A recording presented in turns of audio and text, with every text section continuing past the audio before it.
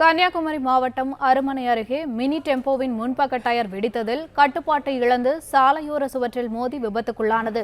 விபத்தின் CCTV காட்சிகள் வெளியாகியுள்ள நிலையில் இதுகுறித்த கூடுதல் விவரங்களை எமது செய்தியாளர் அனீஷ் வழங்க கேட்கலாம். வணக்கம் அனீஷ், விவரங்கள் என்ன? வணக்கம். அதாவது இந்த கன்னியாகுமரி மாவட்டத்தில் உள்ள அருமனை பகுதியிலிருந்து களியல் பகுதியை நோக்கி நேற்று மாலை மினி டெம்போ சென்று கொண்டிருந்துள்ளது. இந்த டெம்போ பரப்பச்சேரி என்னும் பகுதி அருகே வரும்போது இந்த வாகனத்தின் டயர் என்பது வெடித்ததாக கூறப்படுகிறது. இந்த வெடித்த அதே நேரத்தில் இந்த வாகனம் அந்த ஓட்டுநரின் கட்டுப்பாட்டை என்பதை இழந்து அருகிலுள்ள பள்ளத்தில் விழுந்து வீட்டின் மதில் சுவரில் மோதி இந்த பலத்த இடதுபுறமாக விழுந்துதான் இந்த விபத்து என்பது ஏற்பட்டுள்ளது. இந்த விபத்தில் வலதுபுறமாக ஓட்டுநர் இருந்ததால் அந்த ஓட்டுநருக்கு காயங்கள் எதுவுமின்றி அதிர்ஷ்டவசமாக தப்பியுள்ளார்.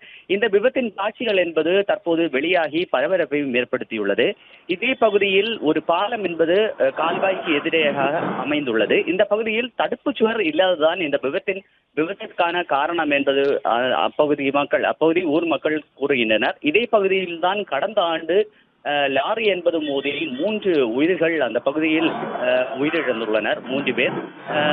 இந்த பகுதியில் தடுப்பு சுவர் அமைத்தால் இந்த பகுதியில் விபத்து ஏற்படுவது என்பது குறைக்கப்படும் என்பதுதான் இந்த பகுதி மக்களின் கோரிக்கையாகவும் உள்ளது. மேலும் இந்த விபத்தின் அந்த சிசிடிவி காட்சிகள் தற்போது வெளியாகி பரபரப்பையும் ஏற்படுத்தி வருகிறது.